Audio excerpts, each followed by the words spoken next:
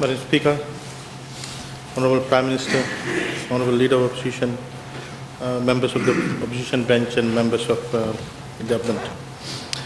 I have today chosen to speak on the logic and reasoning behind Cabinet's decision to discontinue scaling of marks for years 12 and 13 external exams. Madam Speaker, in doing so, I wish to provide a background to scaling of marks, the relevance of it to current education system, and the impact it has had on student performance to date, and the measures that we have adopted to raise student performance in the absence of scaling of marks for year 12 and 13. Madam Speaker, scaling is a mathematical process where students' final marks are adjusted to achieve a desired result should the desired result not be achieved via the raw scores, the original marks. Madam Speaker, the Ministry of Education uses the Atlas software known as the Assessment of Teaching and Administration System to scale marks up till now. In this system, the Ministry provided what should be the overall mean for the total number of subjects that the examinations were set for, and what should be the desired distribution of marks. Madam Speaker, the scaling system or scaling of marks was introduced in 1979 when year 13, Form 7 as it was known then, exam was introduced, and in year 1989 for year 12 exams, formerly known as the Fiji School Living Certificate Examinations, was introduced, replacing the New Zealand exam. Madam Speaker, the Ministry adopted to have a mean of 50 for the year 12 exam and a mean of 54 marks for year 13 exam. So anything below that, the software will bring up the overall mean to 50 for year 12 exam, and for year 13, the software will ensure that on an average, the mean mark for year 13 subjects would be 54. Madam Speaker, scaling was introduced then because those days there was a limited pool of scholarships available for students to vie for, and all students will apply for that limited pool of scholarships. Given that science subjects were difficult and therefore marks in science subjects were lower than vis-a-vis the commerce students or art students, without scaling those science marks, most of these scholarships will be given to arts or commerce students. It was for that reason that scaling was introduced, so that both science and arts or commerce students will get equal number of scholarships. Madam Speaker, however, over the years, a number of complaints were made to the Ministry and a number of complaints were raised in the media by stakeholders, in particular parents, that the marks the child has received does not reflect the true achievement that the child should have or should get. Madam Speaker, tertiary institutions also raised their concern about scaling, asking for full disclosure of the formula of scaling, and argued for its removal. Madam Speaker, last year in October, following my appointment, our senior management group appointed a 3-member committee to examine what scaling does, whether scaling is still relevant or required, and if it is required, what amendment should be done, and if it is removed, why it should be removed. Madam Speaker, the 3-member committee consisted of an economist, Professor Satya Paul of USP, 2 associate professors, a mathematician, Associate Professor Jito Vanwalalai, and an educationist, Associate Professor Subhash Chandra. Madam Speaker, the report was received with mixed recommendation. The first report from Associate Professor Satya Paul and Professor Chandra recommended immediate discontinuation of scaling in order to avoid any further worsening of student performance. The duo contended that Fiji's scaling system continues to perpetuate inefficiency in the teaching of the core and important subjects such as mathematics and the science subjects. In addition, they argued that scaling is viewed to protect in disguise students' achievements, while on the other hand, it does not push any pressure for teachers' improvement given that higher than 50% pass rate would anyway, 50% mean mark will be anyway be guaranteed. The report further noted the double barrack impact through scaling as it passes significant number of students who otherwise would have failed, and fails some of the students who had actually passed marginally in the raw mark. The noted scaling disguises the correct stock of knowledge the students had and sends incorrect signals to the market and tertiary institutions. However, the minority report by Dr. Vanwalali cautioned that raw scores should not be used as it would lead to high failure rates by students, particularly those enrolled in science subjects. Madam Speaker, scaling has done substantial damage to our education system and the graduates who are in the market. The universities lost confidence in the students who passed our year 12 and year 13 by low mark margin, and thus raised the university entry requirement from 200 mark to 250 in the best 3 subjects inclusive of English. Madam Speaker, in fact, one university vice chancellor met us last year, my senior management team, and argued that they may consider having their own entrance examination over and above the year 13 examination because they were losing confidence and trust in the students and the marks that were given to them.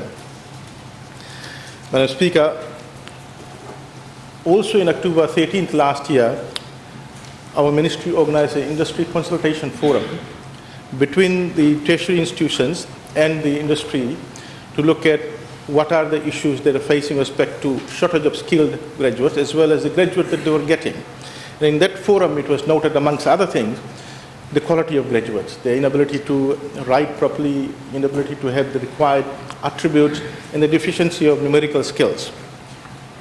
Madam Speaker, we examined the raw marks. Madam Speaker, let me point to the House the actual scenario. Let us look at the raw mean marks in various core subjects, the mainstream subjects, from year 2009 to 2014. Madam Speaker, English, the mean actual raw mark in 2009 was 55.6, in 2014 60.1. Mathematics, the actual mean mark in 2009 was 28.4, 2014 20.7. Biology, 2009, the mean mark, overall mean mark in Fiji in year 12 was 43.3, in 2014 32.3. Chemistry, 32.6 in 2009, in 2014 32.5. Physics, 34.9, in 2014 43.0. Accounting in 2009 49.4, in 2014 43.3. Economics 43.5, 2014 37.6. Madam Speaker, out of the 19 subjects in year 12, 10 of them, the mean mark has been declining over the last 6 years. Madam Speaker, let's look at year 13, actual raw mean mark. Mean mark means all the students that have set in accounting in that year, what was the mean mark on an average.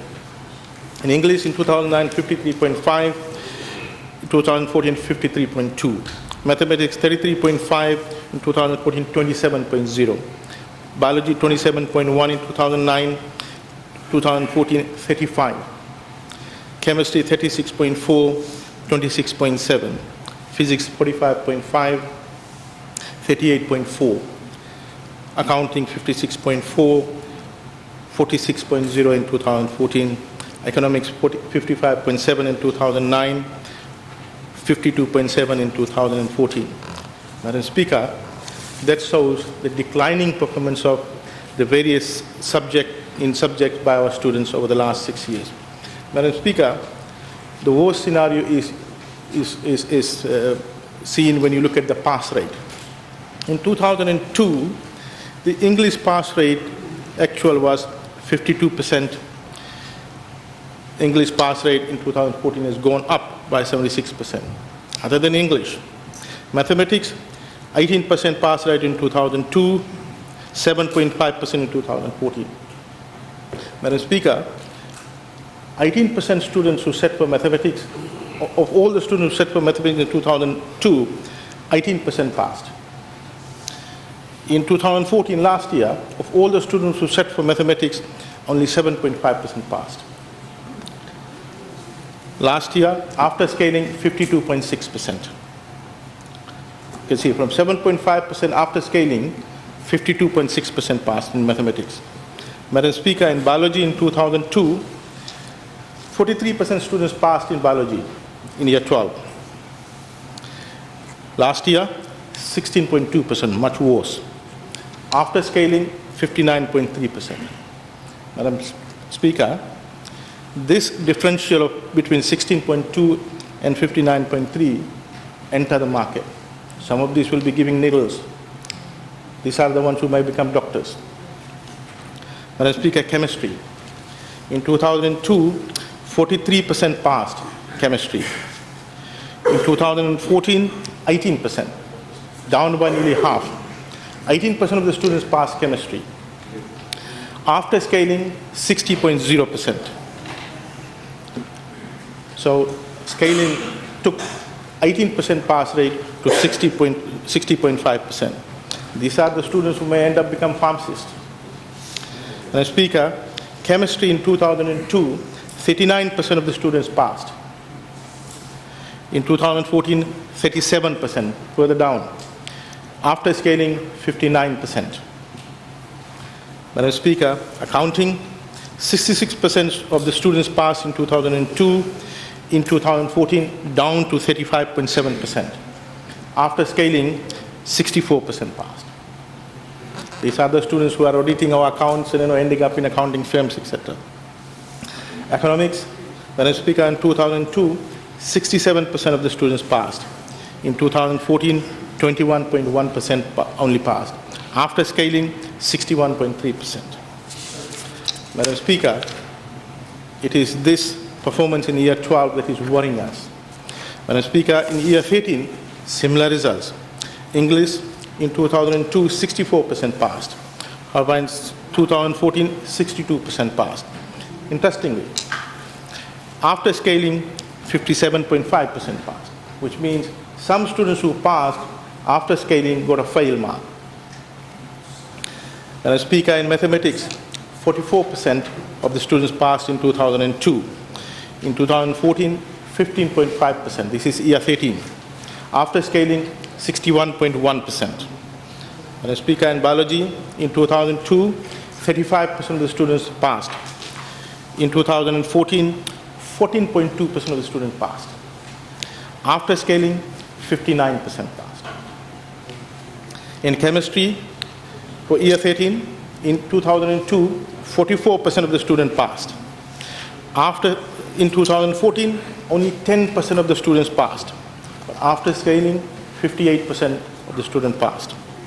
Physics, in 2002, 59% of the students passed. In 2014, 28.4% of the students passed. In accounting, in 2002, 69% of the students passed, Madam Speaker, actual result. In 2014, down to 38.6%. After scaling, 67.4% of the students passed. In economics, Madam Speaker, in 2002, 79% of the students passed economics. However, in 2014, 54.8% of the students passed. Madam Speaker, the reason is that students knew that the marks will be scaled. In annual examination, if their performance is poor, they won't worry because they know anyway the final exam marks will scale upwards. The teachers knew, Madam Speaker, because they were not worried about it because they knew anyway the marks will scale upward. So they are not worried about working hard and ensure that the students' performance improves. Madam Speaker, Fiji is not new in removing scaling of marks. Madam Speaker, Samoa also removed mark scaling last year. And last year was the first year when the results were out, actual raw marks were utilized. Madam Speaker, let me quote from an article in Samoa Observer published on 31st of January, where the PS, Minister of Education, gives a statement saying, the ministry decided, and I quote, ministry decided to abandon the scaling system and use raw marks to rank students. Doing this, he said, has helped teachers identify that most students are extremely weak at mathematics. The CEO insisted on the use of raw marks to assess the real level of learning the students are, to identify where the problem lies and to inform the parents about it. From what the raw marks have exposed, there is a lot of work to be done to improve on the teaching level, where the teachers involved in the learning processes as well as where parents should come in to, CEO explained, unquote. A quote, using raw marks has helped us see that this is the area that some students need help with, and so we now need to work on it, unquote. Madam Speaker, there was no other alternative but to remove or discontinue the scaling of marks so that we provide the true body of knowledge that the student has and work on it to ensure that the students' performance rise. Also, we needed to ensure that the teachers work hard and get to know what was the real output of their teaching. Madam Speaker, the market, the universities will get the right signal in terms of knowing what is the stock of knowledge or body of knowledge that this student has with that mark. Before, with the scale mark, the true performance, the true stock of knowledge, Madam Speaker, was disguised because that student did not have that level of knowledge as was demonstrated through the marks that was given to the student. Madam Speaker, following the removal of announcement of the discontinuation of scaling, the ministry had put in a number of steps so that over the next 8 months, we really improve student performance. We did not remove the scaling in the 11th hour, but rather at the beginning of the year, so that this year we work hard, our teachers work hard, and ensure that the students' performance rises. These are the measures that we've implemented, Madam Speaker. Number one, we are undertaking a major review of the curriculum. As provided for in the budget by the Ministry of Finance, there's a separate allocation for review of curriculum. In addition to that, Madam Speaker, we are trying to establish subject matter specialists in our curriculum unit. We want experts in different subject areas. This year, we have started hiring people with masters. For example, there's a chemistry education officer, Madam Speaker, that person must have a BSc in chemistry and a master in chemistry. Not what in some cases we have at the moment, where the person has a bachelor's degree in the subject area, while the master's is in business administration and MBA. So we're getting away from that. We have also advertised a number of positions as curriculum research officers, where these are fresh graduates with very high GPA who will support the education officer in terms of writing the curriculum. Madam Speaker, regard to teacher delivery, we have decided to evaluate teachers this year based on 3 variables. One is we have revised the assessment that the teachers, the heads will do and the principals will do to assess the teacher performance by going and looking at making class visits. The second is students will also assess the teacher's performance delivery. And the third is that the pass rate will be utilized. Every teacher's performance will be based on pass rate, which has a 60% weighting, 20% for student assessment, and 20% for head assessment, the HOD or the principal's assessment. Madam Speaker, as we have as alluded to this morning, we have now started to recruit teachers based on GPA, grade point average. The brightest and best minds are the ones we want to be in the classroom to teach the students, as well as give them the right signal about being the best. Madam Speaker, as we may have heard, the Cabinet also has approved, along with the discontinuation of scaling, introduction of exams from year 6 to year 13. We had discontinued exams from year 6 up to year 12, and we are bringing it back to provide a guided approach so that we detect every year what is the true stock of knowledge, what is the state of the performance of a student, which gives signal not only to the student but to the teachers as well as the parents. Madam Speaker, that doesn't mean students who fail year 10, year 8 to year 9 will not be able to go up to year 10. Madam Speaker, you will also note that we have decided that the exam papers will be prepared by the curriculum office, because previously the different sets or standards of exam were prepared by different students, schools, as well as there was issues of exam paper leakage because the teachers were preparing the exam papers. So no longer will the teachers be preparing the exam paper will be prepared by the curriculum and department. Madam Speaker, we have also reduced administrative load for the teachers so that they spend their time on the core business, which is teaching, assessment, and lesson preparation. We have, as approved by Cabinet, we have decided to provide more resources to rural, maritime, and interior schools so that the facilities there are conducive to providing a proper learning environment. Madam Speaker, we have also hired on a one-year appointment roving head teachers and roving principals who have a proven track record of managing large schools, will go down and audit the performance of a school and performance of the head teacher or principal and provide an independent report to us, which we will provide to the principal and teacher. Madam Speaker, in this way numerous measures have been put in as part of this overall reform education sector to ensure that this year students' performance is raised and the true performance is seen by all stakeholders. Thank you, Vinaka. I thank you for your statement, Honourable Minister for Education. I will now invite the Leader of Opposition or representative to respond. Thank you, Honourable Speaker. I thank the Honourable Minister for Education on his particular topic on the scaling of marks that was in place from 1979 until they have removed it now in 2014. Now, with the raw marks of students and the scaling, there are pros and cons of that, Honourable Speaker. And I think that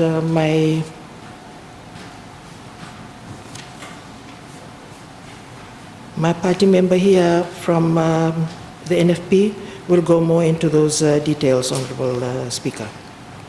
Now, in terms of the scaling of marks, that has to do with exams. And with exams, it is the subjects that you teach and the students and teachers who are there to learn those subjects and the teachers to teach those subjects. So in terms of what the Honourable Minister has said, has told us this afternoon on the scaling of marks, I would just like to point out to him, Honourable Speaker, that what the schools are desiring from the Ministry of Education is in terms of the 4-year strategic development plan that he has tasked the schools to produce, and this is week 4 of term 1 now. The ministry itself, Honourable Speaker, has not provided this for the schools, so that it is quite difficult for the schools to carry out and to write out their annual business plan in accordance with what the Ministry of Education desires from their strategic plan. In terms of the textbooks, Honourable Speaker, that is needed for the students in terms of sitting the exams, which will now be based on the raw marks that the Honourable Minister has stated. Up to now, Honourable Speaker, we have been told that the textbooks will be provided in March or by March. So what the teachers are facing right now is difficulties, Honourable Speaker, in terms of trying to teach the students their subject matter without any textbooks. So they are using some textbooks from last year whilst they're waiting for these new textbooks to be provided. The schools that are in the city and town areas, they are very fortunate in that they have access to photocopy machines.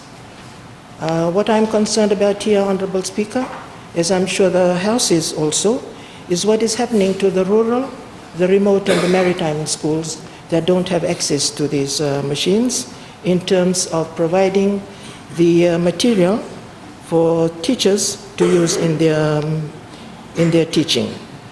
And up to now, up to yesterday, one particular school that was waiting for their textbooks was provided with a package arrived from the ministry with 5 textbooks. And the 5 textbooks were for the Fijian classes, and the Fijian classes that will be using those textbooks, there are 4 streams and 4 students each. So I don't know how they're going to be using one textbook per 32 students, Honourable Speaker. And up to, as we speak now, Honourable Speaker, they have no textbooks being provided for English, maths and sciences in some schools. Although with physics, with the sciences, in the physics for year 8, they are able to access the syllabus on the website. But, Honorable Speaker, not all schools have access to website and to computers and the internet. So that's what I'm bringing up here for the information of the Honorable Minister for Education. And the book teaching, Honorable Speaker, which the teachers need for their textbooks, they have to be completed by term 2.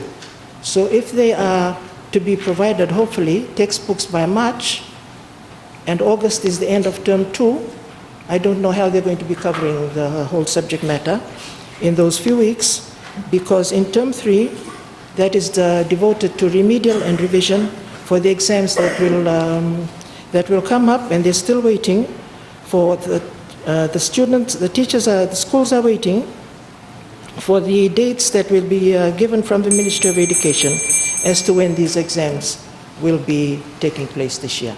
Thank you, Honorable Speaker. Honorable Leader of Opposition, thank you for your response. I will now invite the representative from NFP. Thank you, Madam Speaker. I wish I had more time to speak on such an important national issue.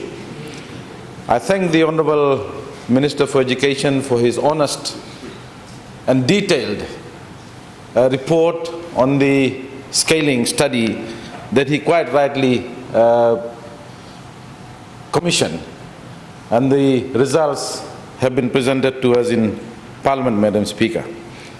And what we hear from him with respect to the performance of our students, Madam Speaker, is a national shame.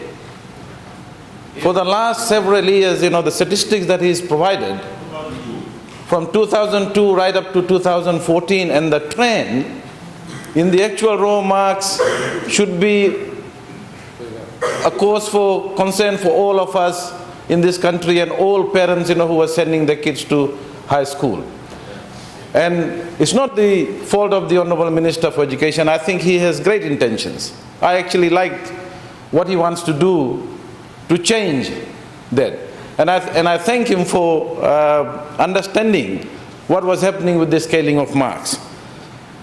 But let me say this, Madam Speaker, and I said this to the Honourable Minister for Education, and I think he said this in his maiden speech, that education reform is a very delicate issue. It's not about raising duty or increasing duty or changing tax. You're looking at lives of generations. And what I had suggested to the Honourable Minister is, before you embark on a major reform, please set up an education commission. Let us understand the causes of why students have not done well over the years. And Minister knows very well that there is never a linear relationship. If you reduce the student-teacher ratio, the things that he's doing is very good. You need people with good qualifications to do the curriculum. You need to change the curriculum. You need to put in good teachers with good GPA so that they can teach well. Those are all very noble intentions, Madam Speaker.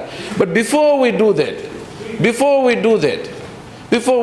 we should find out the causes of what was happening in the schools, what was happening with the teachers, what is the nature of the problem. And even if we remove scaling, there are schools, Prime Minister, in areas where you will not be able to put these things and improve student performance in a year. You can never do that. Student performance is a long-term relationship. It requires that. But what I'm saying is, we do not know the real reasons why student performance has been so dismal. And unless, Madam Speaker, there is a national detailed education commission of independent experts to do that, I think we will make a bigger mess of the education system. And again, I implore on the government, while the Minister for Education is doing some good things, we support that, let him continue with that. But please, please, set up an education commission. Task that commission to finish that work in 3 months or 4 months. Give them the resources. And let's find out exactly why students from which areas, which subjects are not doing well. Because if you don't have a detailed study, if you don't have a detailed report, you will be only tinkering, Honorable Minister, you will be only tinkering, and in the long term, you may not achieve your noble objective, which I commend you. But let's take a break. Let's breathe a little bit more, and set up that education commission, because what is happening now is going to make a total mess of the education system in this country if we're not careful. Thank you, Madam Speaker.